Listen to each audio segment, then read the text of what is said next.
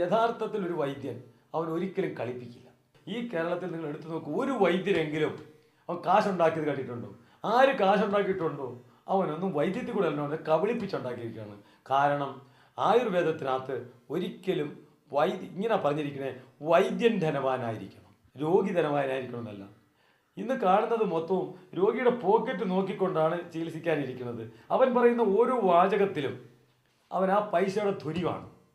അതുകൊണ്ടാണ് ഞാനിവിടെ ഒരു പേഷ്യൻറ്റിൻ്റെ അടുത്തുനിന്ന് ഒരു മരുന്ന് കൊടുത്തിട്ടോ ഞാൻ കാശ് മേടിക്കില്ല, അതിനകത്ത് ദക്ഷിണയും മേടിക്കില്ല.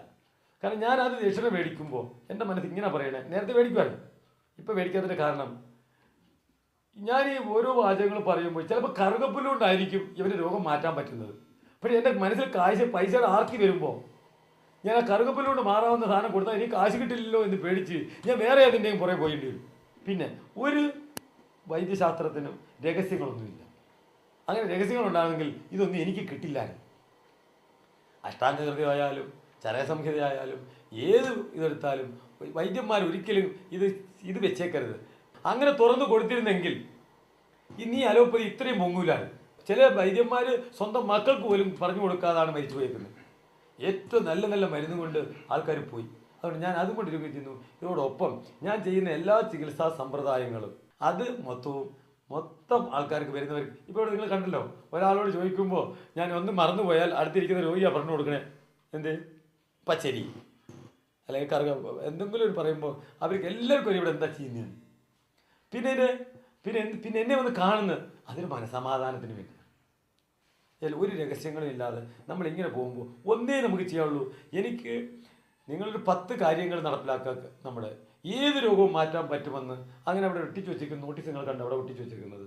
ഒന്ന്, ഫസ്റ്റ്, മദ്യം, ലഹരി, പുകവലി, ചായ, കാപ്പി, ലഹരി സാധനങ്ങൾ പൂർണ്ണമായി ഉപേക്ഷിക്കുക. 2, മൈദയുടെ ഉൽപ്പന്നങ്ങളും പൂർണ്ണമായി ഉപേക്ഷിക്കുക.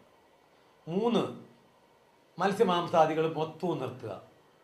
അസുഖങ്ങളില്ല, കൂടുതൽ കുഴപ്പങ്ങളില്ലാത്ത ആളാണെങ്കിൽ അവന് മത്തിക്ക് താഴോട്ടുള്ള മീനും കഴിക്കാം. ഈ പച്ചക്കറി യാതൊരു കാരണവശാലും മാർക്കറ്റിൽ നിന്ന് വാങ്ങരുത്. മാർക്കറ്റിലെ പച്ചക്കറിക്കകത്ത് അത് നമ്മൾ കഴിച്ചാൽ അതിൻ്റെ രോഗങ്ങൾ മൊത്തവും ശരീരത്തിൽ ടോക്സിൻ ഇത്രയും അടിഞ്ഞുകൂടുന്ന കരളിന് രക്ഷപ്പെടാൻ സാധിക്കില്ല. ഇന്ന് എല്ലാവർക്കും ഫാറ്റി ലിവറാണ്. അത് ഈ കിടക്കുന്ന പച്ചക്കറിയാണ്. ഫ്രൂട്ട്സുകളൊന്നും മാർക്കറ്റിൽ നിന്ന് വാങ്ങരുത്.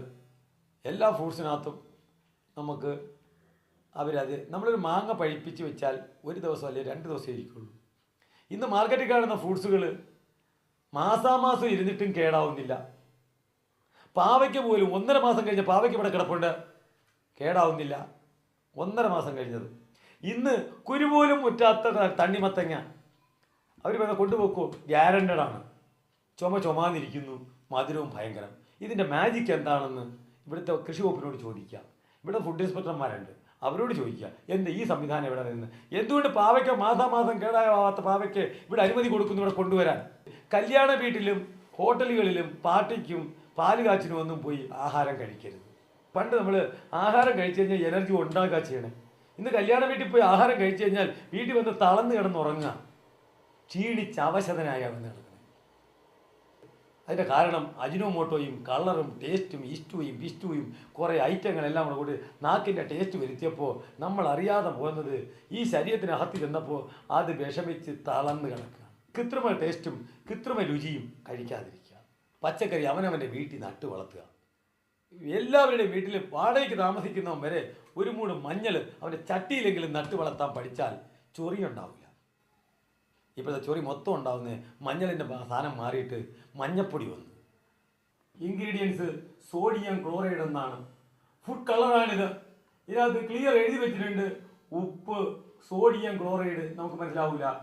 താഴെ എഴുതിയിട്ടുണ്ട് ട്രാട്രാസിൻ, അതേതാണ്ട് ആനക്കാരിയാണെന്നാണ് നമ്മൾ ധരിച്ചിരിക്കുന്നത്. പെയിൻറ്റ്, ആ ഡൈ കണ്ടന്റ് 22% പെയിൻറ്റും 78% ഉപ്പുമാണെന്ന് എഴുതി വെച്ചിട്ട് ഇതിന് പെർമിഷൻ കൊടുത്തിട്ട് നമ്മുടെ സാറുമാർ നമ്മളെ കൊണ്ട് തീറ്റിക്കുന്നു. ഇതാണ് ഇന്ത്യയിലെ ഏറ്റവും വലിയ കമ്പനി.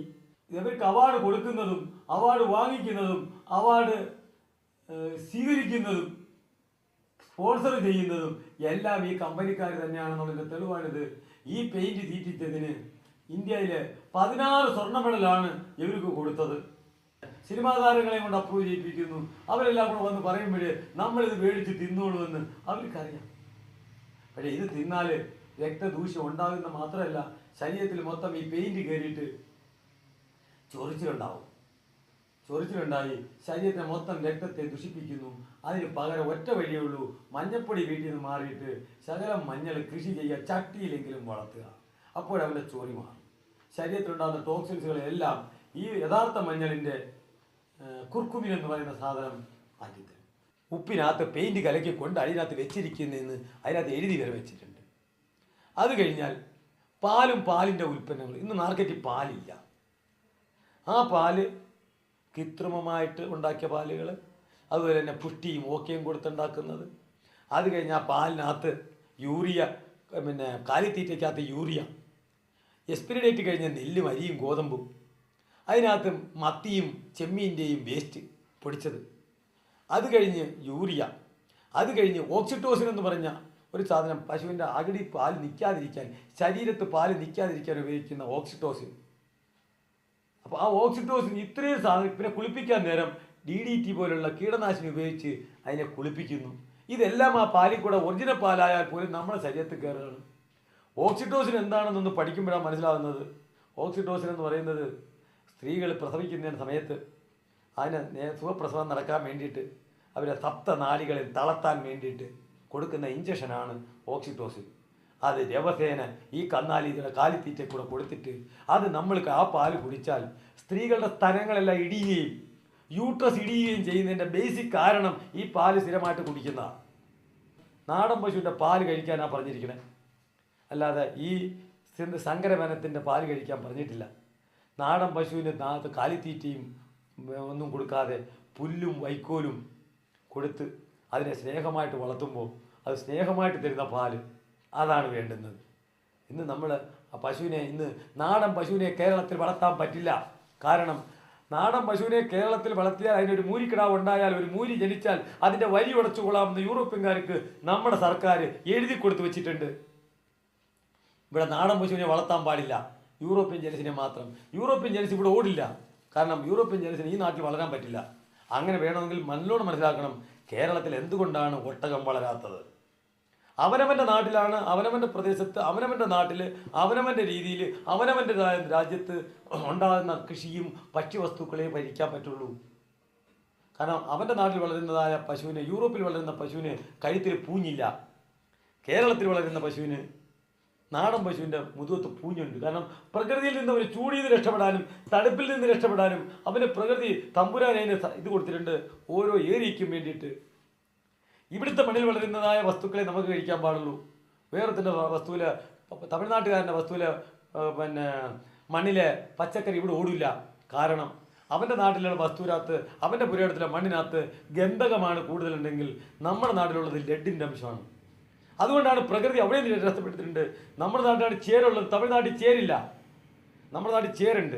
ചേര് മലമ്പ്രദേശത്ത് നിൽക്കുന്ന ലെഡിനെ മൊത്തം അത് വലിച്ചെടുത്താണ് ആ ചൊറി ഉണ്ടാക്കുന്നത്.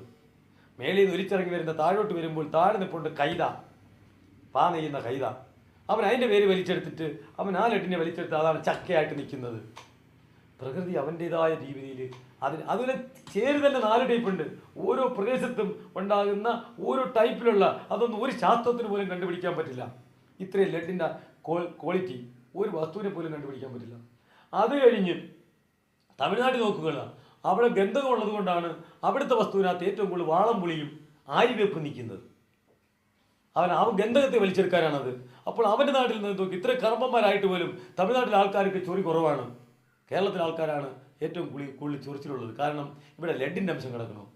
അപ്പോൾ അതിൻ്റെ അനുസരിച്ച് പ്രകൃതി അതിൻ്റെ ബാലൻസ് നിലനിർത്തും. അപ്പോൾ ഓരോ പ്രദേശത്തും ഉണ്ടാകുന്ന, നമ്മുടെ നാട്ടിൽ 3 പ്രാവശ്യം നെല്ല് കൃഷി ചെയ്യാം. പഞ്ചാബിൽ 1 പ്രാവശ്യം നെല്ല് കൃഷി ചെയ്യത്തുള്ളൂ, 2 പ്രാവശ്യം ഗോതമ്പാണ്. അപ്പോൾ പഞ്ചാബിക്കാണ് ഗോതമ്പ് കഴിക്കേണ്ടത്, ഇവിടെ ഗോതമ്പ് വേണ്ട. ഇവിടെ ഏത് പ്രമേഹ രോഗിക്കും അരി മതി. ആപ്പിൾ കഴിക്കേണ്ടത് സായിപ്പാണ്, ഇവിടെ ആപ്പിൾ വേണ്ട. ഇവിടുത്തെ ആപ്പിളാണ് കർമൂസ, നമ്മുടെ പപ്പങ്ങ. ആ പപ്പങ്ങ കാക്കി അണ്ണാനും കൊണ്ട് കൊത്തി തിന്നുന്നു. എന്നിട്ട് ഈ വിഷം അടിച്ചിരിക്കുന്ന ഈ കെമിക്കൽ മേടിച്ചുകൊണ്ടെന്ന് നമ്മൾ 6 മാസം 1 കൊല്ലം കഴിഞ്ഞാലും കേടാവാത്ത രീതിയിൽ ആക്കി വെച്ച വിഷം അടിച്ചത് നമ്മൾ ആരോഗ്യമാണ്, വിറ്റാമിൻ ആണെന്ന് പറഞ്ഞുകൊണ്ട് മേടിച്ച് കഴിക്കണു. ശോധന പോലും ശരിയാക്കാൻ 2 പേരയ്ക്ക കഴിച്ചാൽ മതി ഡെയിലി. ഇത്രയും കാൽസ്യത്തിൻ്റെ കലവറയാണ് പേരയ്ക്ക. അത് അണ്ണാനും വവ്വാലും അടിച്ചുകൊണ്ട് പോകുന്നു. പണ്ട് ആഞ്ഞിലിച്ചക്ക നമ്മൾ പറിച്ച് ചാമ്പലിനകത്ത് ചാരത്തിനകത്ത് പുതച്ച് വെച്ചിട്ട് നമ്മൾ പഴിപ്പിച്ച് തിന്നുമായിരുന്നു.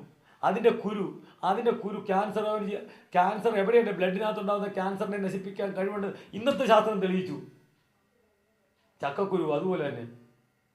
അതല്ല ഇന്ന് ചക്ക, ഇത് ഇത്രയും നല്ലൊരു സാധനം, ഒരു മായവും ചേർക്കാത്ത സാധനം. ഞാൻ കണ്ണൂരൊക്കെ പോയപ്പോൾ അടന്ന് തറയെ കിടക്കണോ, ഒരു മനുഷ്യൻ തിന്നാനില്ല, കുരു പോലും പറക്കാനില്ല. എന്നിട്ട് നമ്മൾ പോയിരിക്കുന്നു ലവൻ്റെ പിന്നെ തമിഴ്നാട്ടുകാരൻ്റെയും അമേരിക്കക്കാരൻ്റെയും പച്ചക്കറിയുടെ പുറയിൽ. എന്നിട്ട് അവിടെ ഇമ്പോർട്ടഡ് ആണെന്ന് പറയുമ്പോൾ നമുക്ക് ഏതൊരു വലിയ സാധനമായിട്ട് കാണുന്നു. വാഴ പഴം വെച്ച് പിടിപ്പിക്കുക, ചക്ക, മാങ്ങ, സപ്പോട്ടയ്ക്ക, പുളിഞ്ചിക്ക, ഒത്തിരി സാധനങ്ങൾ നമുക്കുണ്ട്, ഫ്രൂട്ട്സുകൾ. അത് നെല്ലിക്ക, ഇതൊക്കെ സീസണിലുണ്ടാകുന്ന സാധനങ്ങൾ കഴിക്കുക. അൺസീസണിലുണ്ടാകുന്ന ഒരൊറ്റ സാധനവും കഴിക്കരുത്. കൃത്രിമമായി ഉണ്ടാക്കിയ ഒരൊറ്റ പച്ചക്കറികളും കഴിക്കരുത്, ഒരു ആഹാരങ്ങളും കഴിക്കരുത്. എല്ലാ സാധനങ്ങളും വെളിയിൽ കൃഷിസ്ഥലം ഇഷ്ടം പോലെ കിടപ്പുണ്ട്. ഇവിടെ കൃഷി ചെയ്യാൻ ആളില്ല, തരിച്ചു ഭൂമി കേരളത്തിൽ ഇഷ്ടം പോലെ കിടക്കുകയാണ്. ഈ കേരളത്തിന് ഈ ജീവിക്കുന്ന ആൾക്കാർക്ക് മൊത്തം കൃഷി ചെയ്ത് തിന്നിട്ട് അതിൻ്റെ ഇരട്ടി വിൽക്കാനുള്ള പറമ്പ് നമ്മുടെ നാട്ടിലുണ്ട്. അതിനാണ് ബൈബിളിൽ പറഞ്ഞ് നിന്നെപ്പോലെ നിൻ്റെ അയൽക്കാരനെ സ്നേഹിക്കുമ്പോൾ അവൻ്റെ പുരടുത്ത് കൊണ്ടുവെക്കാം, 2 കപ്പയോ ചീനിയോ ഒക്കെ കൊണ്ടുവെക്കാം. നിങ്ങളിപ്പോൾ എങ്ങനെ പറഞ്ഞാലും മാർക്കറ്റിൽ ബിസിനസ്സാണ്. കച്ചവടക്കാരൻ അവൻ എപ്പോഴും കച്ചവടം കാണുന്നുള്ളൂ. പണ്ട് നിങ്ങൾ കപ്പ നട്ടാൽ, കപ്പ പറിച്ചുകൊണ്ട് വന്നാൽ 2 ദിവസം കഴിയുമ്പോൾ മുറിക്കുമ്പോൾ ഒരു ചെന്നീര് ഓടുമായിരുന്നു. 2 ദിവസം കഴിയുമ്പോൾ ഇപ്പം ചെന്നീരെന്തിയെ പറിക്കുന്നതിന് മുമ്പിട്ട് ഫുർഡാൻ അടിച്ചിട്ടാണ് കപ്പ പറിച്ചുകൊണ്ട് വരുന്നത്. അതിൽ നിങ്ങൾ എങ്ങനെ രക്ഷപ്പെടും? ആ ഫുർഡാൻ്റെ സിസ്റ്റത്തിനകത്ത് കയറിയാൽ അതിന് നിങ്ങൾക്ക് എന്ത് ചെയ്യാൻ പറ്റും? കച്ചവടക്കാരൻ ഒരിക്കലും കോടികൾ ലക്ഷങ്ങൾ മുടക്കുന്നവൻ ഒരിക്കലും അവൻ്റെ കച്ചവടത്തിനകത്ത് നിന്ന് പൈസ പോകാൻ സമ്മതിക്കില്ല. അപ്പോൾ അവൻ അത് സൂക്ഷിച്ച് വെക്കാൻ, അത് കേടാവാതിരിക്കാൻ ഈവൻ എന്തിനാ പറയണേ, ഒരു പപ്പടം പോലും പണ്ട് ബേക്കിംഗ് സോഡയായിരുന്നു ഇട്ടിരുന്നത്, ഇപ്പോൾ ഇടുന്ന അലക്കുകാരാണ്. എന്തിനാ? കേടാവാതിരിക്കാൻ. അപ്പോൾ നിങ്ങൾ എവിടെ ചെന്ന് രക്ഷപ്പെടും? അപ്പോൾ നമുക്ക് കൂടുതൽ ആഹാരമൊന്നും വേണ്ട, കുറച്ച് ആഹാരം മതി. ജീവിക്കാൻ വേണ്ടി കഴിക്കാൻ വേണ്ടി ജീവിക്കാതിരിക്കുക.